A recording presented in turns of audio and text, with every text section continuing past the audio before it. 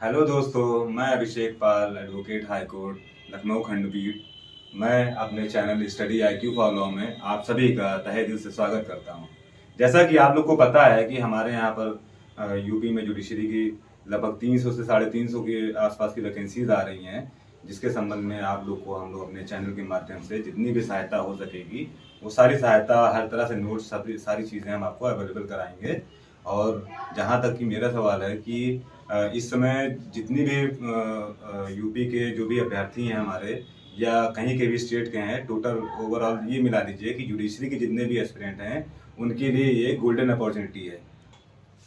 और इसी वैकेंसी को ध्यान में रखते हुए मैं और मेरी सहयोगी टीम द्वारा यूपी PCSJ की वैकेंसी का पूरा हम लोग एक कोर्स तैयार किए हैं, जिसमें हम आपको डेली टू डेली जो है CRPC के, एविडेंस के, IPC के, हर अपने जितने भी सब्जेक्ट हैं, इवन हम लोग लोकल लॉ भी पढ़ाएंगे, जूरिस्प्रूडेंस और इंटरनेशनल लॉ भी पढ़ाएंगे, जो कि यूजुअली कोई इतनी जल्दी आपको कोई भी कोर्स और जो भी है वो प्रोवाइड नहीं कराता है। लेकिन यहाँ पर हम लोगों ने, जो हमारे जुडिशरी के एस्पिरेंट्स हैं, उनको हमने लगातार देखा है कि बेचारे परेशान होते हैं कि लोकल लॉ हम कहाँ से पढ़ें, या इंटरनेशनल लॉ कहाँ से पढ़ें, या हम जूरिस्प्रूडेंस कहाँ से पढ़ें। सबसे ज़्यादा दिक्कत यहाँ पर ही आती है। तो उसी को हम लोग ध्यान में रखते हुए कि जो हम लोग का जो ये स्टडी IQ फॉर लॉ है, जो चैनल है हमारा, यहाँ पर हम उन्हीं अभ्यर्थियों की सहूलियत के लिए अपना पूरा एक PCSJ का कोर्स कराएंगे, जिसमें कि पूरा लोकल लॉ से लेकर इंटरनेशनल लॉ, जूरिस्प्रूडेंस पूरा कंप्लीट पढ़ाएंगे। ठीक है। और इसी उसमें जो है आज हम अपना पहला लेक्चर CRPC का लेंगे, जो कि हमारे सहयोगी, हमारे मित्र, हमारे परवेज अहमद सिद्दीकी जी हैं, जो आपको आज पहला लेक्चर इंट्रोडक्शन देंगे CRPC के संबंध में। आइए परवेज जी। आइए परवेज जी, आपका स्वागत है। ये हमारे परवेज जी हैं, इधर ये हमारे परवेज जी हैं, जो आज आपको CRPC का इंट्रोडक्टरी क्लास से आपको अवगत कराएंगे। तो all the very best to all aspirants of UP PCSJ। Thank you so much. Hello दोस्तों, स्टडी IQ फॉर लॉ में आपका स्वागत है। मैं परवेज अहमद सिद्दीकी आपको CRPC के बारे में आज बताऊंगा कि CRPC क्या होती है, क्योंकि लोगों को CRPC पढ़ने से बहुत डर लगता है। लेकिन मैं आपको CRPC ऐसा बताऊंगा कि आप लोगों को लगता है कि CRPC कुछ होगा भी नहीं। चलिए दोस्तों, बिना टाइम गंवाए हम अब पहुंचते हैं अपने CRPC पे।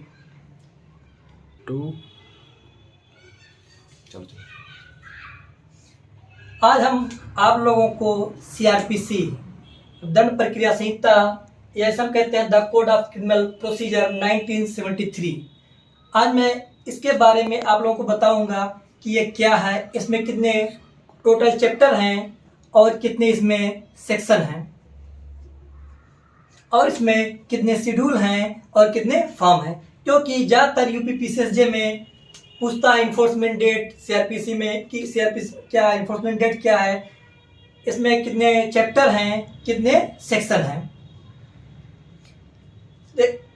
तो इसका जो इन्फोर्समेंट डेट क्या है, लागू होने की तिथि क्या है, 1 अप्रैल 1974। उसके बाद आपका है इसमें टोटल चैप्टर हैं, टोटल चैप्टर 37, टोटल सेक्शन 484, और इसमें 2 शेड्यूल हैं। फर्स्ट शेड्यूल में ये बताया गया है कि कौन कौन से ऑफेंस। तो आपके CRPC में कितने शेड्यूल हैं? 2 शेड्यूल हैं।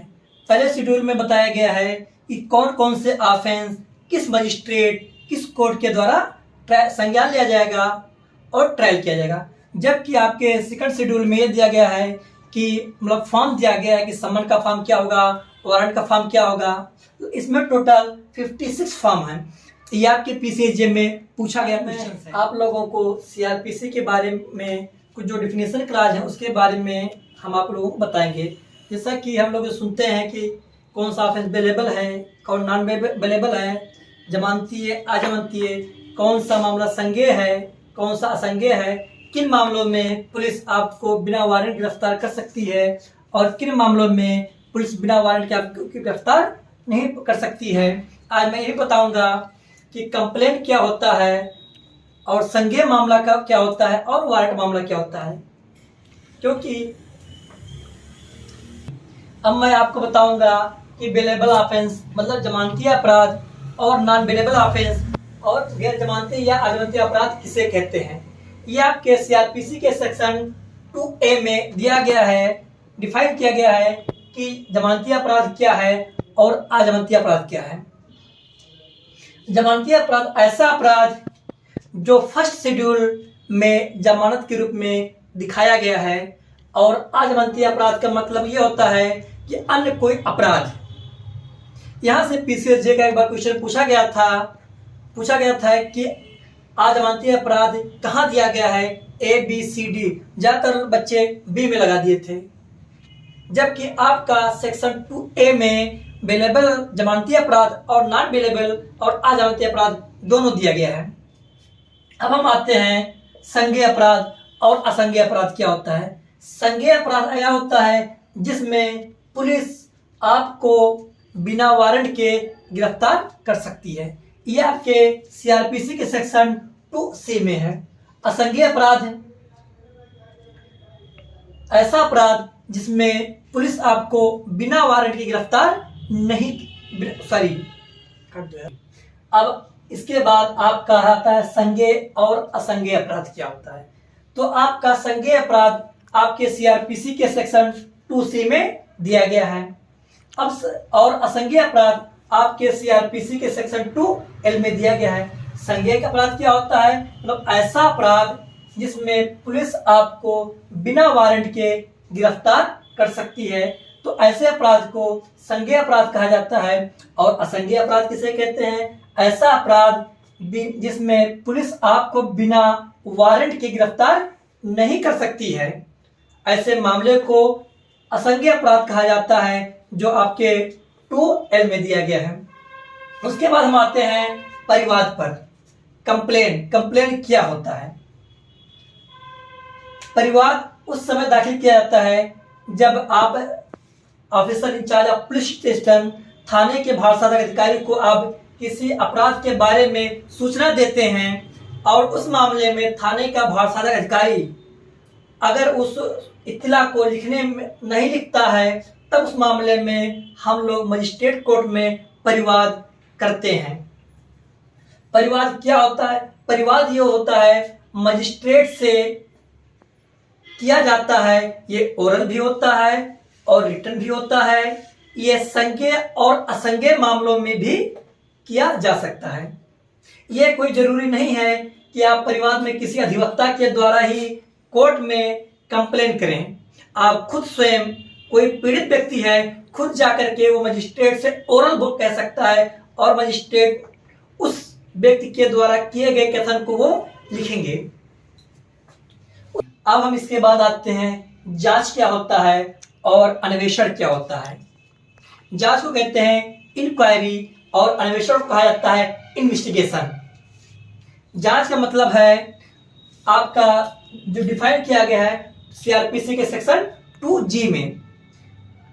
जांच में लिखा हुआ है कि यह मजिस्ट्रेट के द्वारा या कोर्ट के द्वारा किया जाता है। वहां लिखा हुआ अदर देन ट्रायल, ये आपके ट्रायल से भिन्न जो मजिस्ट्रेट या कोर्ट के द्वारा किया जाता है। यह आपके पीसीएसजे में पूछा गया था, बहुत पेट क्वेश्चन है आपका। जांच कि कौन करता है, तो जांच कौन करता है, मजिस्ट्रेट या कोर्ट। वहां लिखा हुआ अदर देन ट्रायल, जो ट्रायल से भिन्न हो। उसके बाद आपका आता है इन्वेस्टिगेशन, अन्वेषण। अन्वेषण पुलिस अधिकारी के द्वारा किया जाता है टू कलेक्ट द एविडेंस। इसका मेन पर्पज होता है टू कलेक्ट द एविडेंस, साक्ष्यों को एकत्रित करना। ये पुलिस के द्वारा भी किया सकता है और मजिस्ट्रेट के बिहाफ पर किसी व्यक्ति के द्वारा भी किया जा सकता है। ये आपका पीसीजे का क्वेश्चन था, पूछा गया था कि अन्वेषण कौन कर सकता है। उसमें दिया गया था पुलिस अधिकारी के द्वारा और मजिस्ट्रेट की बिहाफ पर किसी अन्य व्यक्ति के द्वारा। तो कुछ लोगों ने गलत लगाया था, जबकि इन्वेस्टिगेशन हम लोग ज्यादातर सुनते हैं कि इन्वेस्टिगेशन पुलिस के द्वारा किया जाता है, लेकिन पुलिस के द्वारा भी किया जाता है और मजिस्ट्रेट की बिहाफ पर भी किसी अदर पर्सन के द्वारा किया जाता है। इसका मेन पर्पज होता है टू कलेक्ट द एविडेंस, साक्ष्य को एकत्रित करना। अब इसके बाद आते हैं सम्मन मामला और वारंट मामला क्या होता है। सम्मन केस और वारंट केस क्या होता है। आपके सीआरपीसी के सेक्शन 2W में समन मामला दिया गया है और आपके सीआरपीसी के सेक्शन 2X में वारंट मामला दिया गया है। आपका सब लिखा हुआ है सीआरपीसी के सेक्शन में सम्मन के बारे में डिफाइन किया गया है कि सम्मन जो वारंट ना हो। लेकिन अब उसके बाद हम जब पहुंचते हैं वारंट मामला 2X में, तो कहता है कि वारंट के बारे में बताता है या डिफाइन करता है कि ऐसा मामला जिसमें पनिशमेंट 2 साल से लेकर के कैपिटल पनिशमेंट मतलब मृत्यु दंड तक की सजा हो, ऐसे मामले को वारंट मामला कहते हैं।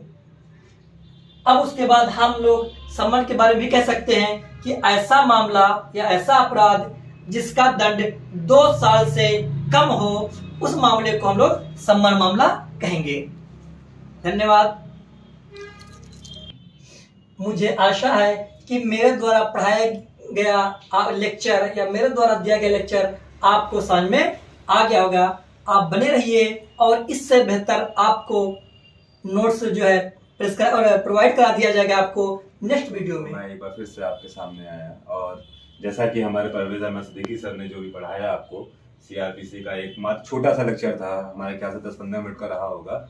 और हम लोग भी चाहते थे कि ज़्यादा बड़ा ही लेक्चर ना ही हो तो ज़्यादा बेहतर है, क्योंकि बहुत ज़्यादा बड़ा हो जाने पे कहीं ना कहीं जो है इंटरेस्ट ख़त्म हो जाता है, या जैसे किसी को शॉर्ट में वीडियो देखना है तो उनके लिए सही रहता है। और ये चूंकि ये एक हमारा इंट्रोडक्टरी क्लास था तो इसलिए हमने इसको एक जितना हो सकता था उतने शॉर्ट वे में हमने पढ़ाया।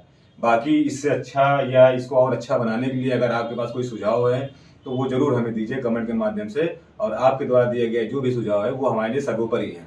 और आगे इस लेक्चर को जो है आप शेयर कीजिए, हमारे चैनल को सब्सक्राइब कीजिए, उसमें कमेंट्स कीजिए, और आपका जो शेयर करेंगे, जो सब्सक्राइब करेंगे, तो इससे जो है हम लोगों को या हमारी टीमों को बहुत ही ज़्यादा सपोर्ट मिलेगा, ताकि हम और भी आगे छोटे छोटे लेक्चर्स या आगे हम लोगों ने और भी सारी चीज़ें सोची है कि हम इसमें जीएस का भी कुछ कंटेंट डालेंगे, जो कि आपको जैसे होता है कि पीसीएसजे के लिए या इसमें तो मोस्टली लॉ सभी का ही रहता है, लेकिन तो उसमें कहीं ना कहीं जीएस फंस जाता है लोगों का। हमारे बहुत से स्टूडेंट्स हैं जिनके साथ ये दिक्कतें आती हैं, तो हमने यही सोचा है कि हम जीएस और लॉ दोनों ही कराएंगे, और इसके लिए कोई भी फीस नहीं है, ये टोटल फ्री ऑफ कॉस्ट है। और अभी हम लोग जिस तरह से ये करा रहे हैं, और जब हमारा एग्ज़ाम आएगा, अगर आप लोग हमारे साथ बने रहें तो एग्ज़ाम से 1 महीने पहले की हम लोगों ने अभी तैयार कर रहे हैं कि उसके लिए एक क्रैश कोर्स टाइप का हम लोग चलाएंगे, जिसमें आपका एमसीक्यू भी हो सकता है, और छोटे छोटे लेक्चर हम लोग देंगे 5-5, 10-10 मिनट के, जिसमें इंपॉर्टेंट सेक्शन बताया जाएगा आपको। और हमारे ख्याल से अगर आप उसको पढ़ लेंगे तो उतना ही आपका सफिशिएंट रहेगा। आगे के और भी लेक्चर देखने के लिए हमारे चैनल से जुड़े रहें। धन्यवाद।